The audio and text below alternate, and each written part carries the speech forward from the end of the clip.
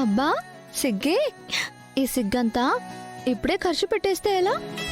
బావగారిని చూసేటప్పుడు కాస్త సిగ్గుపడాలి కదా, లేదంటే బాగోదు. కొంచెం దాచిపెట్టుకో.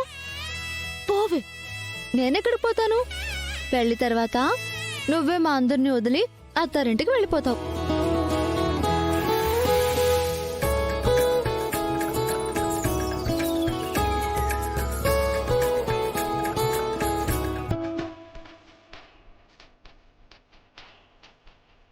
కూర్చోండి.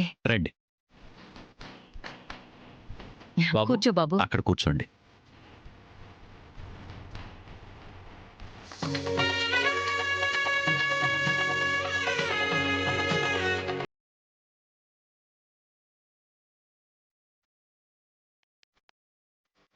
గీత, వెళ్ళి అమ్మాయి రెడీ అయిందేమో చూడు. అలాగేనండి. సంజన, అన్ని తీసుకురా.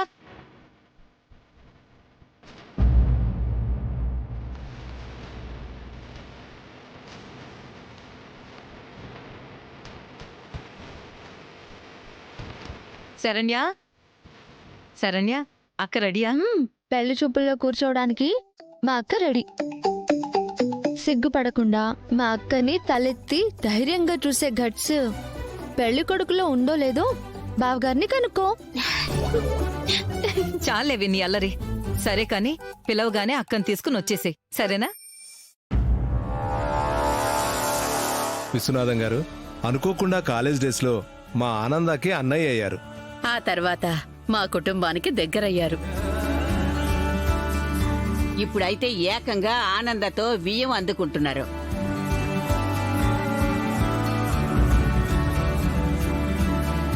మీతో బంధుత్వం కలుపుకోవడం మాకు చాలా ఆనందంగా ఉందన్నయ్య. మీది ఆనందం అమ్మా, కానీ మాది అదృష్టం.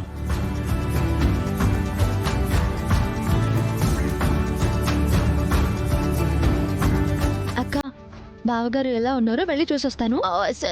సరేనా?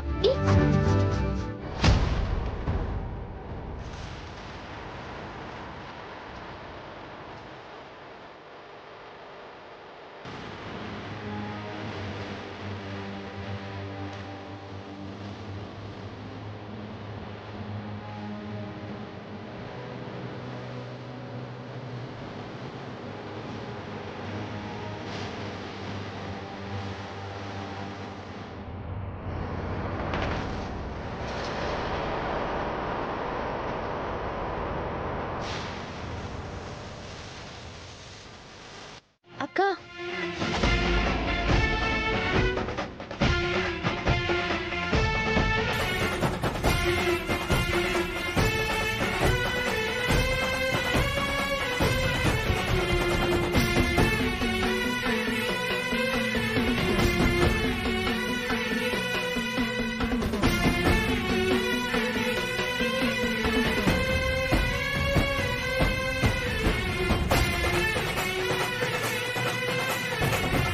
ఆ రోజు గుళ్ళో నేను చేస్తున్న అభిషేకం భంగం కలగకుండా కోనేటి నుంచి నీటిని తెచ్చి ఆ అభిషేకం పూర్తవ్వడానికి కారణం నువ్వు.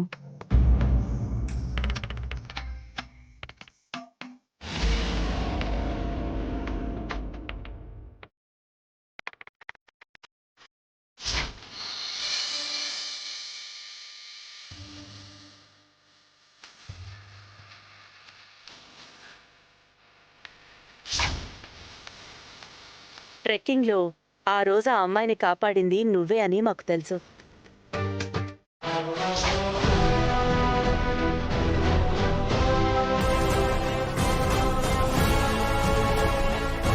ఇది ట్రెక్కింగ్ పోటీయే కానీ మానవత్వానికి పెట్టిన పోటీ కాదు కదా. మీరు నిజంగా నన్ను అభినందించాలి అనుకుంటే రూల్ ప్రకారం మా అక్కని విన్నర్గా ప్రకటించండి. మా రాజ్కోటి సిల్క్స్ డ్రెస్సింగ్ రూమ్లో హిడెన్ కెమెరా ఉందని జాగ్రత్త పడమని మాకు హెచ్చరిక చేసి మా పరువుని, రాజ్కోటి సిల్క్స్ ప్రతిష్టని కాపాడింది నువ్వే కదమ్మా.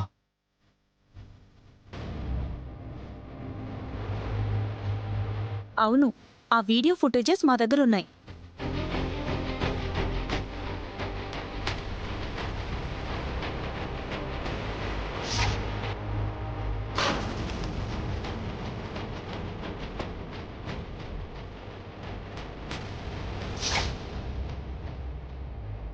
ఇదంతా చేసింది నువ్వు. ఆ మంచితనమంతా నీది. కానీ మా దృష్టి మీ అక్క మీద పడడం కోసం అడుగడుగునా నువ్వు ఎంత కష్టపడ్డావో నాకర్థమయ్యింది.